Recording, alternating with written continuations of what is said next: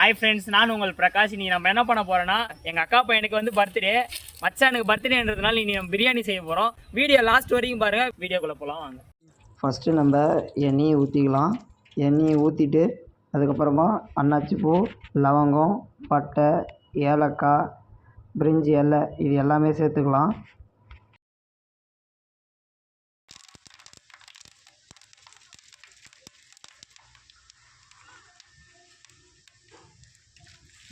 இது எல்லாத்தையும் சேர்த்துட்டு பச்சை மிளகா கொஞ்சம் போட்டுக்கலாம் தேவையான அளவுக்கு. பச்சை மிளகா போட்டு அதுக்கப்புறமா நம்ம இப்போ வெங்காயத்தை சேர்த்துக்கலாம். இப்போ நம்ம வெங்காயத்தை சேர்த்துட்டு நல்லா திருப்பி விட்டுட்டு இந்த வெங்காயம் வதங்கும் போது கொஞ்சம் புதினா போட்டுக்கலாம். புதினா போட்டால் தான் இந்த கொஞ்சம் நல்லாயிருக்கும், நல்ல ஒரு வாசனையாகவும் இருக்கும். இப்போ நம்ம வந்து இஞ்சி பூண்டு பேஸ்ட்டு சேர்த்துக்கலாம். இஞ்சி பூண்டு பேஸ்ட்டு சேர்த்துட்டு நல்லா வதங்கிட்ட பிறகு அந்த பச்சை வாசனை இல்லாமல், அந்த பச்சை அதாவது ரா ஃப்ளேவர் இல்லாமல் நல்லா வதக்கிட்டு தக்காளி சேர்த்துக்கலாம். தக்காளி சேர்த்துட்டு வதங்கிறதுக்காக உப்பு சேர்த்துக்கலாம். உப்பு சேர்த்தோம்னா தான் அந்த தக்காளி நல்லா வதங்கி வரும். தக்காளிலாம் வதங்கிட்ட பிறகு மசாலாலாம் போட்டு அதுக்கப்புறமா சிக்கன் கொட்டிக்கலாம்.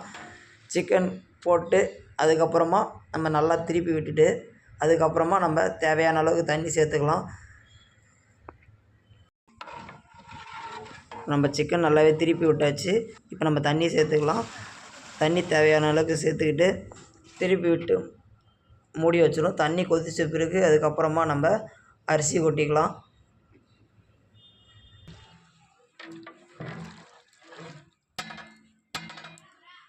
இப்போ நம்மளுக்கு நல்லா தண்ணி கொதிச்சிடுச்சு. ஊற்றின தண்ணி இப்போ நம்ம அரிசி கொட்டிக்கலாம்.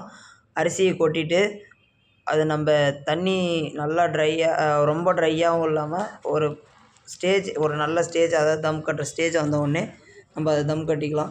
இப்போ அந்த ஸ்டேஜ் வந்துடுச்சு. இப்போ வந்து நம்ம மேலே நெய், அதுக்கப்புறமா நம்ம எலுமிச்சை சாறு அது எல்லாத்தையும் போட்டு கொத்தமல்லி, புதினா இது எல்லாத்தையும் தூவி விட்டு இலை போட்டு அதுக்கப்புறமா பிளேட் போட்டு மூடிட்டு மேலே நெருப்பள்ளி போட்டு தம் கட்டிக்கலாம். நம்ம எதுக்காக உள்ள சாப்பாடு மேலே இலை போடுறோம்னா, நம்ம மேலே நெருப்பள்ளி போடுறதுனால உள்ளே இருக்கிற சாப்பாடு வந்து ஒரு அரிசி மாதிரி ஆகிடும். அதனால தான் நம்ம இலை போடுறோம்.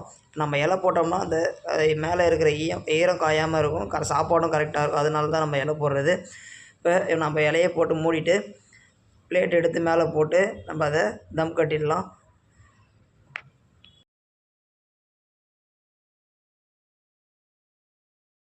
இப்போ நம்ம இலையெல்லாம் போட்டாச்சு. பிளேட் போட்டு மூடிட்டு தம் கட்டிடலாம்.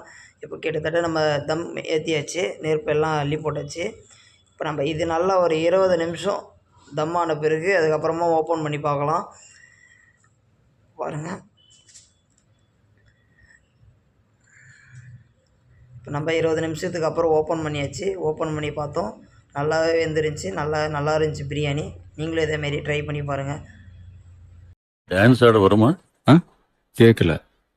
டான்ஸ் ஆட வருமானு கேட்டேன். சகல என் அடியை பார்த்தது இல்லையா? பார்.